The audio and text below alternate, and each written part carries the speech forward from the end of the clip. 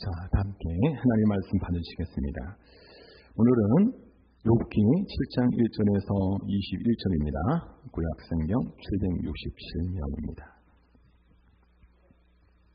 한 절씩 교독하겠습니다. 이 땅에 사는 인생에게 힘든 노동이 있지 아니하겠느냐? 그 옛날이 품꾼의 날과 같이 아니하겠느냐?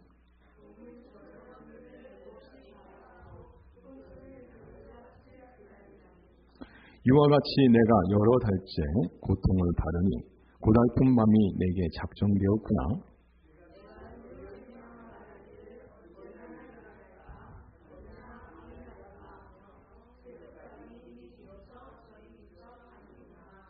내 살에는 구더기와 흙덩이가 어복처럼 입혀였고 내 피부는 굳어졌다가 터지는구나.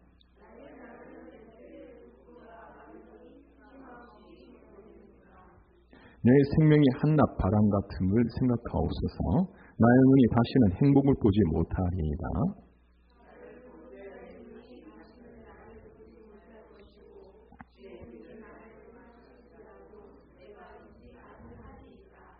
구름이 사라져 없어진 것이 스올로 내려가는 자는 다시 올라오지 못할 것이오니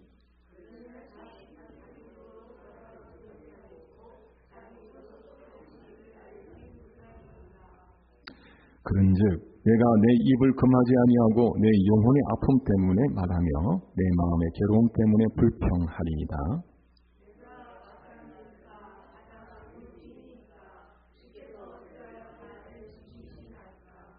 혹시 내가 말하기를 내 잠자리가 나를 위로하고 내 침상이 내 수심을 풀리라 할 때에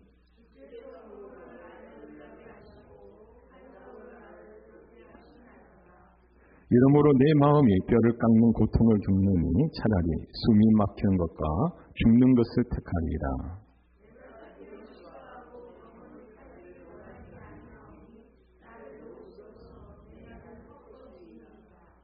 사람이 무엇이기에 주께서 그를 크게 만드사 그에게 마음을 두시고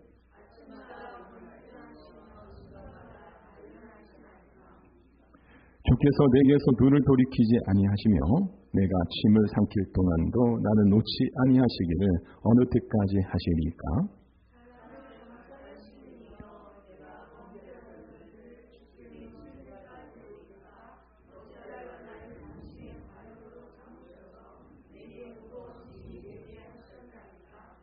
주께서 어찌하여 내 허물을 다 같이 읽겠습니다. 시작. 주께서 어찌하여 내 허물을 사하여 주지 아니하시며 내 죄악을 제거하여 버리지 아니하시니까 내가 이제 흙에 누우리니 주께서 나를 애써 찾으실지라도 내가 남아있지 아니하리이다. 아멘. 자, 오늘은 함께 욥의 고백이라는 말씀으로 하나님의 은혜 나누도록 하겠습니다. 욥기는 사실 읽기가 쉬운 책이 아닙니다. 왜냐하면 이 장마다 탄식이 많아요. 왜 이렇게 나를 지었습니까? 원망 섞인 절규와 탄식이 많고 또 어떤 뾰족한 정답이 없어요. 하나님께서 그 질문에 대해서 답을 해주시는 게 없는데 계속해서 쉴 새 없이 묻습니다. 그래서 이게 무슨 뜻이지? 하고 읽다 보면 참 쉽게 익히는 그런 내용은 아닙니다. 그런데 오늘 이 욥의 탄식과 거기에 대한 하나님의 그 응답을 보면서 그 의미가 우리에게 새롭게 다가오더라는 것입니다. 그래서 오늘 욥을 통하여서 고난 한복판에서 우리가 하나님께 부르짖는 그 기도가 어떤 의미가 있으며 또 그러한 연약한 사람을 바라보시는 하나님의 시선이 어떤가 하는 것을 살피면서 함께 은혜 나누고자 하겠는데요. 오늘 특별히 우리 17절부터 해서 21절까지 말씀을 같이 한번 더 집중해서 말씀을 받도록 하겠습니다. 자, 우리 17절, 18절 같이 한번 읽어보겠습니다. 시작. 사람이 무엇이기에 주께서 그를 크게 만드사 그에게 마음을 두시고 아침마다 곤증하시며 순간마다 단련하시나이까. 사람이 무엇이간데 사람이 뭐길래 하나님 나를 이렇게 보십니까? 그런 내용 아니겠습니까?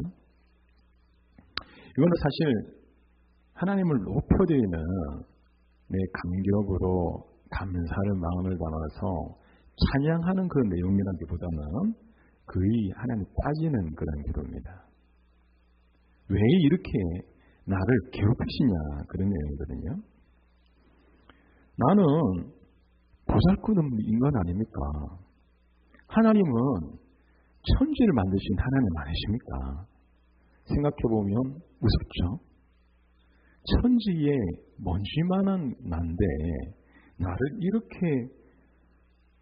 마치 뭐라 그럽니까?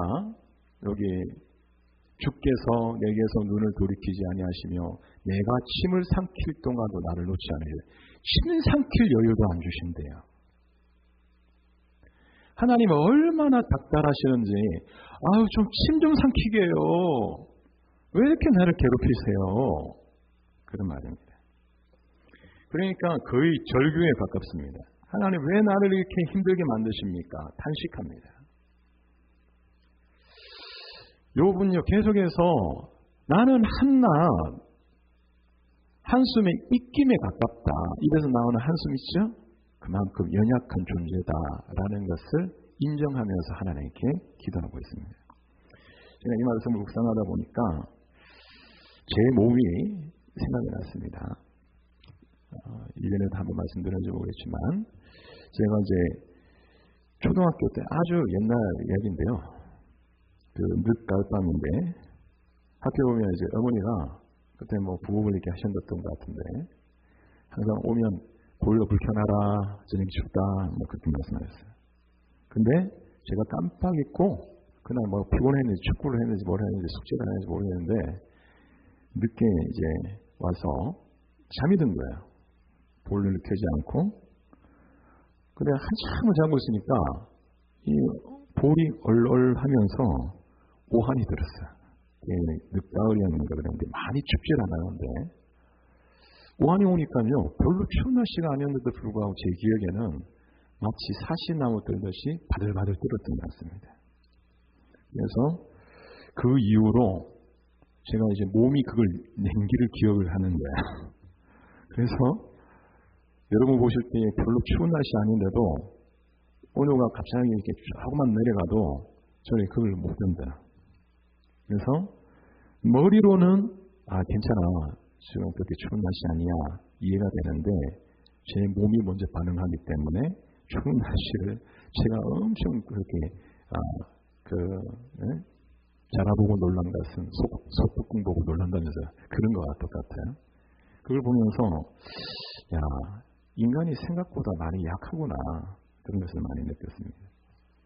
그리고 제가 이제 목사들이 참 부담이 뭐냐면 이 설교를 한편 유럽식으로 한 달에 한 번, 일주일에 한 번 설교하는 거 참 부담이 없을 것 같아요. 그런데 이거 이제 연말 연초가 되면 계속해서 연속해서 뭔가 설교를 준비해야 되거든요. 또 새벽 특세도 있고 그러려면 말은 안 하지만 참 심적 부담이 커집니다. 그래서 우리 제가 건강검진을 미뤄뒀다가 이것도 게으른 거죠. 12월 말에 우리 예비내 엄마가 빨리빨리 하셔요 그랬는데도 제가 12월 말까지 미뤄뒀다가 그때 이제 한 개 확인이 된 거예요. 그래서 혈압을 쟀는데 혈압 수치가 170이 나온 거예요. 제가 이제 제 몸이 아닌 거죠. 의사 선생님이 원장님이 스트레스 얘기를 하더라고요. 스트레스 많이 받으셨어요? 그렇게 하시더라고요. 근데 이게 이제 사실은 욥 같은 이야기죠. 사람이 굉장히 약한 존재입니다. 그러니까 마음에 어떤 무게가 있어요. 스트레스라는 게 눌리는 거잖아요. 그러니까 마음이 눌리니까 몸이 그대로 반응하게 되어 있다라는 것입니다. 그래서 우리 욥도요. 한낱 내 인생이 하나님 앞에 입김과 같은 존재구나라는 것을 깨닫고 단식하는데 여기서 신앙의 진면모를 볼 수가 있죠. 신앙이 센 척, 강한 척, 모든 것을 이길 수 있는 척 하는 게 아니다라는 것입니다. 내가 연약하다면 연약한 그대로 솔직하게 하나님 앞에 나아가는 것부터 그것이 신앙의 시작이다라는 것입니다. 왜요? 그래야 치유가 일어나거든요. 저도 한쪽 귀가 많이 이제 먹었어요. 워낙에 이제 저는 찬양 인도를 전도사 때부터 이렇게 목사들은 하지 않습니까? 근데 제가 그 전도사 때에 이 방 옆에 이게 방도 제대로 된 방이 아니라 그냥 베란다 그 공간 남는 공간인데 그게 판자로 이렇게 판막이를 해가지고 방음이 거의 안 되는 방인데 그 옆에 대형 팬이 돌아갑니다. 이게 팬이 한번 이제 냉방을 하든지 난방을 하든지 하면 한번 돌면 탱크 소리가 나는 거야. 거의 사람이 와서 사모님, 목사님 오셔가지고 얘기를 하는데 소리가 안 들릴 정도예요. 정종사 그런데도 소리가 안 들릴 정도로 엄청 심해요. 제가 거기에서 그런 환경에서 한 1년 정도를 지냈던 것 같은데 그 이후로 이게 귀가 가는 거예요. 이렇게. 그리고 찬양 인도를 하는데 찬양 인도하면서 이렇게 스피커 옆에 있다 보니까 이게 굉장히 좀 자극이 심하거든요. 어느 날 이비인후과 가서 검진을 받는데 귀가 뭐고 가네요. 기분 나쁜 게 그 의사 선생님이 전혀 공감을 안 하셔. 좀 불쌍히 여기면서 동정을 하면서 귀가 어떻게 이렇게 되셨어요. 조심하셔야겠습니다. 이래야지 제가 뭔가 위로를 넣는데 귀가 먹으셨네요? 그러시는 거야. 내가 이 인간 이거는 환자에 대한 전혀 그 공감을 못 하시는 양반이구만 하는데 제가 이제 중요한 거는 그때 이후로 내 귀가 지금 먹어가고 있구나. 심각성을 받아들였습니다. 그전에는요, 누가 이어폰 빼고 다녀라, 저녁에 음악 듣지 마라 해도 안 들려. 왜? 내가 환자인 게 인정이 안 되니까. 그런데 그렇게 검사를 받고 하니까 내가 수치가 데이터가 나오잖아요. 이러다가 귀 아예 갈 수 있습니다. 라는 거 듣고 나서는 인정이 되니까 그 이후부터는 치료 방법이 생각이 나요. 내가 심각한 거구나. 받아들이고 그때부터 이제 뭔가 개선을 해 나가는 거겠죠. 여러분 신앙도 센 척 강한 척 하면 하나님 은혜 못 받습니다. 제일 먼저 나는 하나님 앞에 연약합니다. 솔직하게 나의 지금 현재의 상황과 나의 뒤틀어짐과 내 안에 있는 원망과 때로는 하나님을 향한 그 질문과 그 질문 그대로 하나님 앞에 나아가실 수 있길 바랍니다. 그것이 신앙의 첫걸음이다라는 것을 우리에게 보여주고 있더라는 것입니다. 자, 그런데 이러한 하나님 앞에 연약한 모습으로 나아가면요, 하나님께서는 우리를 어떻게 다루시냐면, 여러분, 내가 노력해서 성장하고 내가 노력해서 승리를 이루는 것이 아니라 여러분 삶에는 하나님의 은혜가 필요하다는 사실을 인정하시기 바랍니다. 하나님의 은혜가 여러분 삶에 임하시잖아요. 그럼 여러분이 존귀한 인생이 되는 겁니다. 내가 존귀해져야지, 내가 영광스러워져야지, 내가 성공해야지 한다고 되는 게 아니고 하나님의 은혜가 임해야만 그곳에 영광스러운 하나님의 그 역사가 나타나게 되는 것입니다. 그래서 시편 기자가 말하기에 하나님께서 사람을 영화와 존귀로 관 씌우셨나이다.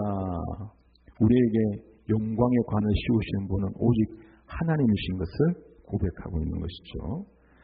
우리 원래 인간의 모습이 지금은요 타락해서 찌그러져 있는 존재입니다.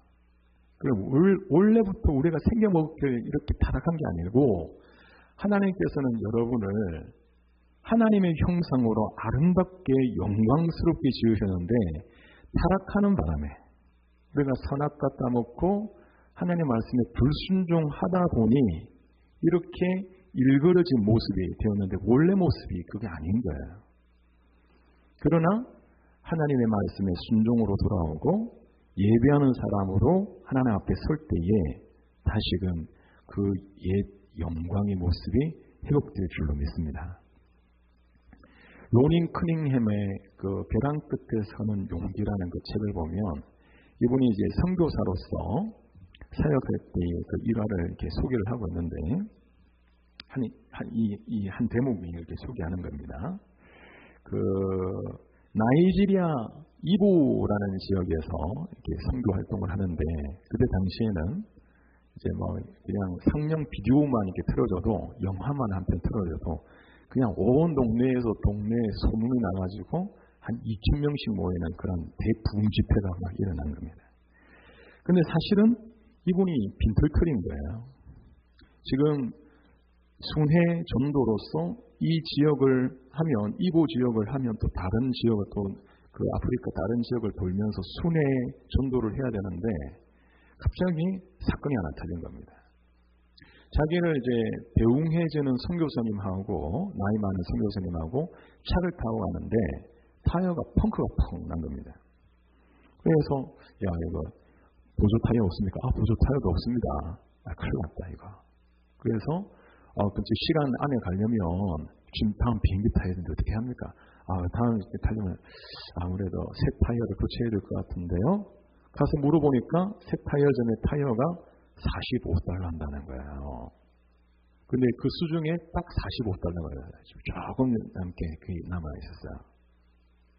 그래서 이건 안 돼 하고 있는데 하나님께서 음성을 들려주시는 거예요. 여러분 참 기가 막히게 하나님 그때 들리는 음성은 어떤 음성인지 압니까? 너 안에, 너 품에, 너 포켓 안에 그 돈 있다. 너 타이어가 가지고 있다. 계속 그 말 하시는 거예요. 그러니까 로닌 커닝햄은 안 됩니다, 이거는. 제가 지금 비행기 타고 내리면 숙소에 가서 뭐 그 자잘하게 돈이 얼마나 많이 드는데 제가 여기 45달러 안 됩니다. 그런데 하나님께서 딱 하나 기억나게 하시는 것이 있더래요. 그게 뭐냐면 자기 부모님들의 그 신앙을 이렇게 보여주시는데요. 그 부모님들의 신앙이 딱 그랬던 거야. 하나님께서 다 내놔라시는 거야. 그런데 묻지도 따지지도 않고 하나님 앞에 딱 그대로 내봤을 때에 하나님께서 실망시키지 않고 그대로 채워주셨던 것들이 기억하거든요. 순종해서 내놨더니 그때마다 채워주시는 것을 기억하니까 자기도 한번 해보는 거야. 그래서 있는 돈 없는 돈 다 틀어가지고 45달러를 딱 지불을 했습니다. 이제 자기 수중에 남은 돈은 이제 3달러. 우리나라 돈에 지금 5,000원 정도 하는 거예요. 5,000원이면 뭐 합니까 이제. 비행기 타고 내려와서 숙소에서 뭐 사 먹고 아무것도 못 사는 거예요 이제. 여러분 하나님은 딱 그런 분이에요. 내가 넉넉한 가운데 야 너 여유 있지. 늘 쓸 것 그대로 남겨두고 나 줄래? 이게 아니고 마지막 하나 남은 거. 저 이거 없으면 안 되는데요? 그런데 네 손에 있는 것을 내놔라. 그렇게 말씀하시는 거예요. 그렇게 했는데 놀라운 기적이 일어났습니다. 내가 이제 숙소에 쉬고 있는데 편지가 한 통 도착을 한 거예요. 어떻게 그 주소로 이렇게 온 거예요. 로스앤젤레스에서 자신의 친구들인데 그 편지 안에다가 간단한 안부 인사와 함께 150달러를 이렇게 넣어준 거야. 그러면서 이렇게 뭐 그 마무리 150달러가 생겼다 그 얘기인데 신기하게도 그 친구들이 그 전에는 한 번도 이렇게 뭐 안부를 묻는다든지 헌금을 했다든지 그런 일이 없다라는 거야. 여러분 보십시오. 하나님께서 응답을 주실 때에는 갑자기 돈다발을 떨어지게 만들어가지고 기적처럼 하나님께서 역사하시지 않고 참 어떤 게 더 기적입니까? 그 시간, 그 길에 그 친구들의 마음을 이용하셔서 이게 한 박자라도 어긋나 보세요. 내가 로닌 커닝햄이 거기 없었어. 또 그 시간에 타이어가 터지지도 않았어. 또 그 친구들하고 뭐 연락도 안 돼. 하나라도 어긋나면 이거 다 그냥 무산되는 거 아닙니까? 제가 생각하기로 돈 따발에 떨어지는 것보다 이 두 번째 게 더 큰 기적이 좀 있습니다. 하나님께서 그렇게 역사하신다는 거예요. 즉 우리 연약한 인간 아닙니까? 우리가 다. 그런데 하나님께서는요, 하나님의 은혜를 이렇게 주시니까 그 인생이 복된 인생, 존귀한 인생이 되더라라는 것입니다. 이 이야기는 기적의 어떤 간증 이야기이라기보다도 하나님께서 연약한 우리를 어떻게 대하시는가 하는 것을 설명해주고 있는 그런 모습입니다. 그래서 우리 욥이 뭐라 그럽니까? 하나님께서 사람이 무엇이기에 주께서 그를 크게 만드사 그에게 마음을 두시고 이럴 때에 처음에는 이것이 원망이었지만 내가 뭐라고 이렇게 나를 힘들게 만드십니까? 그런 말이었지만 다시 한번 생각해 보면 이만큼 하나님께서는 관심을 두시는 존귀한 자로서 우리를 보고 계시다라는 것입니다. 로닌 커닝엄은요, 대단한 믿음의 사람이 아니었습니다. 영웅적인 믿음으로 이까이 하나님께 내드리지 처음부터 그러지 않았다고요. 나는 기적이 하나님을 믿기 때문에 태양아 거기 멈춰라. 그러면 태양이 멈출 줄도 믿는다.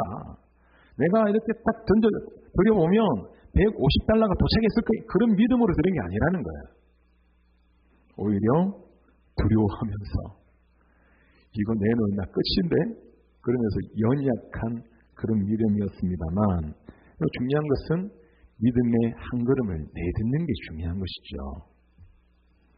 그런데 그러한 믿음을 보시고서도 하나님께서는 정확한 타이밍에 하나님이 은혜를 내려주시더라라는 것입니다.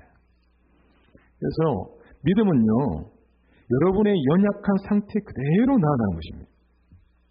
나를 하나님의 손에 맡겨드렸을 때에 비로소 하나님께서 들어쓰시는 것이지 처음부터 강인한 사람, 처음부터 완벽한 사람을 쓰시는 것이 아니다라는 것입니다. 여러분 지금 상황이 연약하고 힘들다 하더라도 그 자리에서 내 있는 그대로 하나님 앞에 내어드릴 수 있는 그러한 성도가 믿음의 첫발을 내릴 수 있는 믿음의 성도가 되시길 축원합니다. 이렇게 나를 내어드리면 여러분 하나님께서 여러분과 함께 하심을 믿으십니까? 날마다 밤낮으로 감찰하시는 하나님의 시선이 여러분과 함께 하심을 믿으십니까? 하나님께서 목자와 같이 여러분들을 바라보시고 인도하시는 거예요. 그런데 우리는요, 솔직히 어떤 마음이냐면 하나님께서 우리를 보호해 주시도록 기도하면서도 한편으로는 너무 그 시선이 따가워. 그래서 하나님의 보호받는 것을 피해서 도망가려 할 때가 많다라는 것입니다.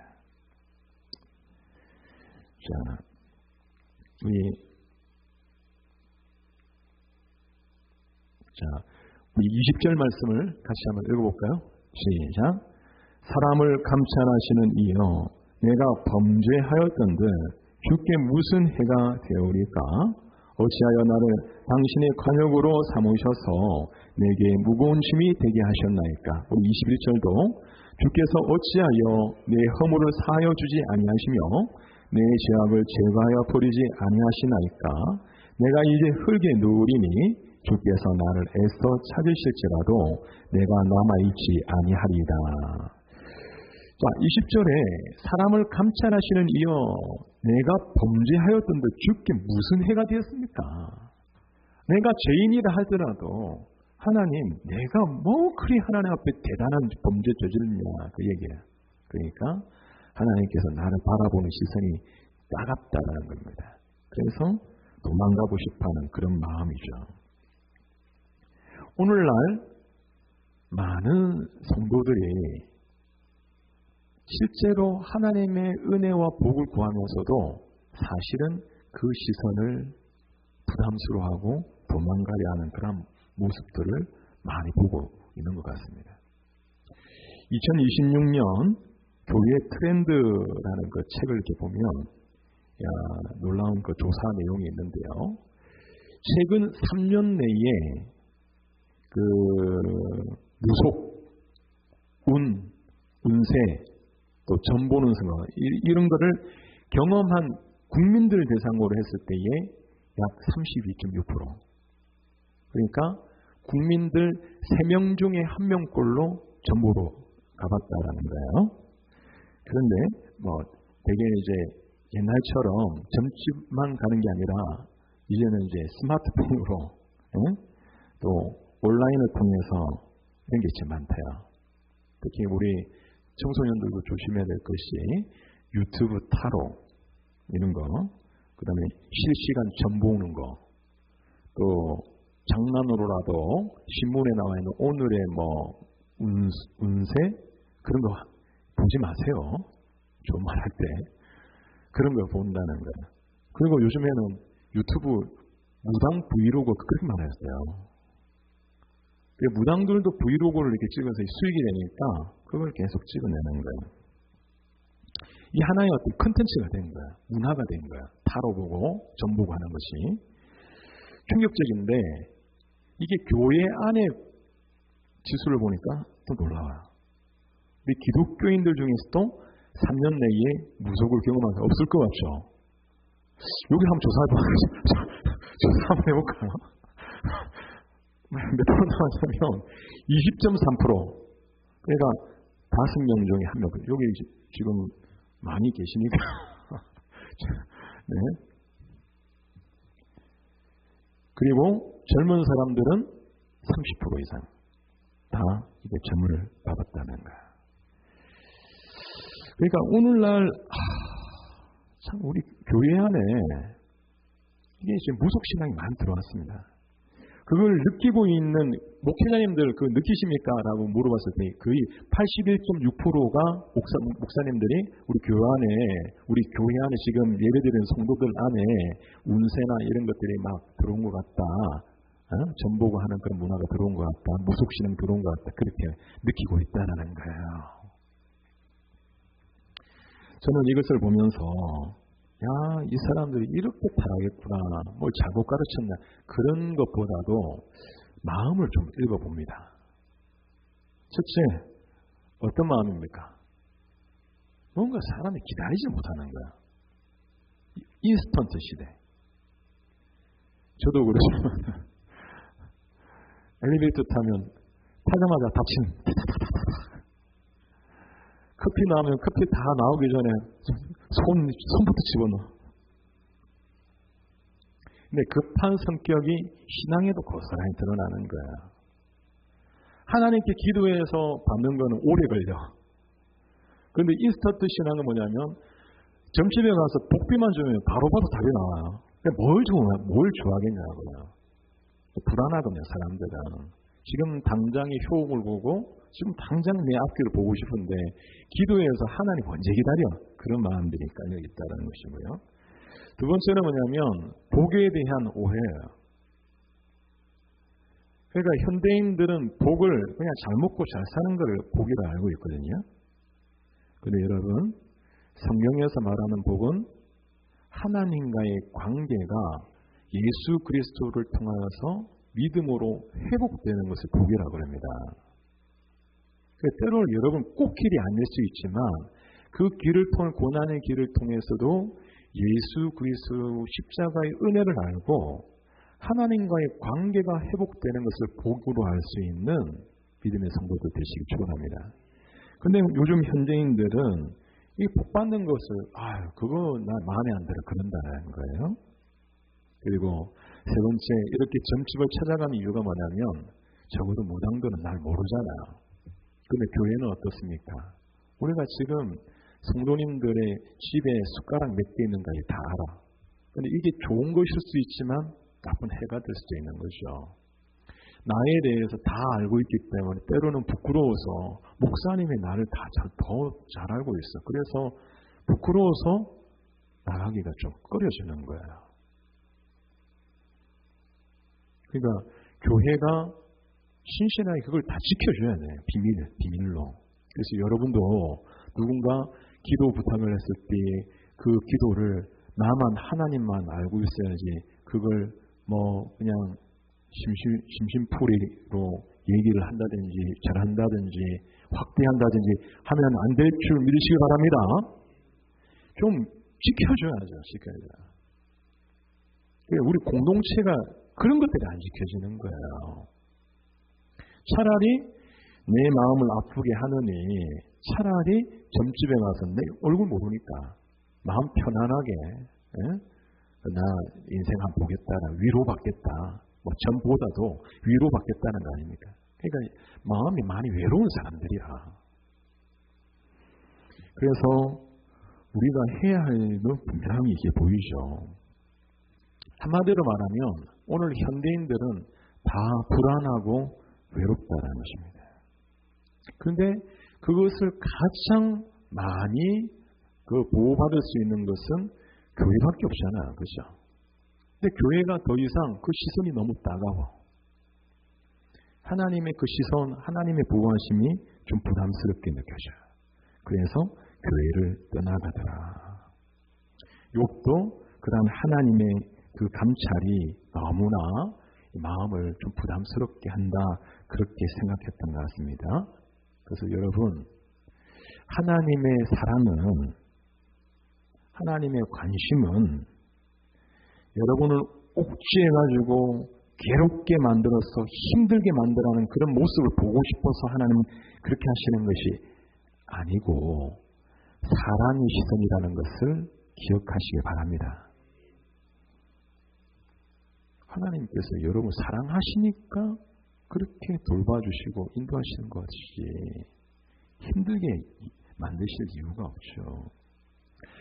그래서 오늘날 우리 교회는요, 다시 한번 하나님의 그 시선을 좀 회복해야 될 줄 믿습니다.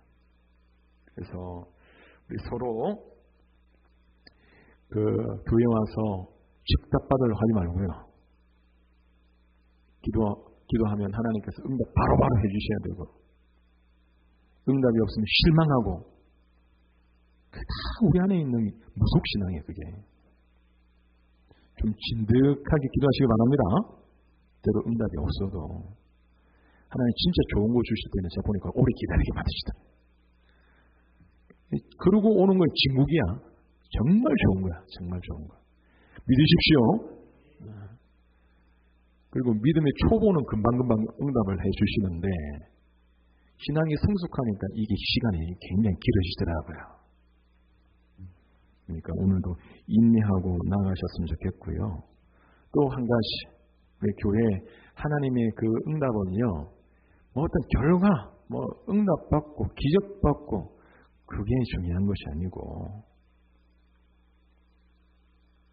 하나님께서는 어떤 기적이라기보다는 이적을 많이 주셨잖아요.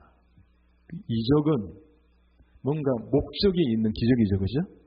응? 그러니까 기적은 미라클이고 이적은 사인이잖아, 사인. 우리가 사인은 빵빵, 사인은 이쪽으로 오라는 거 아니에요. 응? 그 경광등으로 쫙쫙 이러면 오른쪽으로 가라는 거잖아요. 그러니까 미라클은 그냥 기적이네 하고 끝나는 거지만 이적은 뭐냐면 그 안에 뭔가 뜻이 있다라는 거예요. 그러니까 예수님께서 일으키신 거의 대부분의 미라클들은 미라클이 아니라 이적이에요. 이적. 사인이었어요. 어떤 사인입니까? 하나님의 나라가 임했다라는 거예요. 그래서 여러분 오늘날 하나님의 응답, 즉답, 바로바로 답 주십시오. 그걸 구하는 것이 아니라 과연 이 일을 통한 하나님의 뜻이 무엇입니까를 물으실 수 있는 그런 믿음의 성도 되시길 축원합니다. 그것이 참된 신앙의 회복이 되겠죠. 그래서 오늘 말씀을 정리합니다. 우리 욥은요, 연약한 가운데 사람이 뭐길래 하나님 나는 내가 무엇이라고 이렇게 관심을 두십니까? 자신의 연약함을 이렇게 막 단식으로 막 기도하는 것이 믿음 없어 보이죠? 근데 그게 아니라 하나님 보실 때에는 그게 아니라는 거야. 신앙의 시작은 나의 연약함을 인정하고 고백하는 것부터 시작될 줄 믿습니다. 제가 귀 아프다라는 거 인정 안 하면 지금도 아무 말 안 들을걸? 그런데 그걸 인정할 때부터 뭔가 말씀을 듣기 시작하는 거예요. 나의 죄인됨을 고백하고 나의 연약함을 깨달으시길 바랍니다. 그런데 하나님 앞에 부르심 받는 사람은요, 처음부터 신앙이 완벽한 사람, 준비된 사람 부르신 것이 아니라 오늘 로닝크네임처럼요, 연약함 가운데 나를 들어봤더니 그때 비로소 하나님께서 존귀하게 쓰시잖아요. 여러분도 충분히 하나님께 쓰임받을 수 있을 줄 믿습니다. 연약하다 할지라도 내 손에 있는 것, 그것 하나님 앞에 드려보시길 바랍니다. 때로는요, 하나님의 그 시선이 부담스럽게 느껴질 때가 있어요. 그런데 그것은 여러분들을 괴롭히는 CCTV처럼 여러분들을 감시하고 옥죄이기 위한 그런 시선이 아니라 여러분을 보호하시고 더 정보 주시기 위해서 사랑의 시선으로서 여러분을 바라보고 계신 하나님이라는 사실을 오늘도 믿어서 하나님 앞에 진실되게 나아갈 수 있는 복된 성도 되시기를 축원합니다.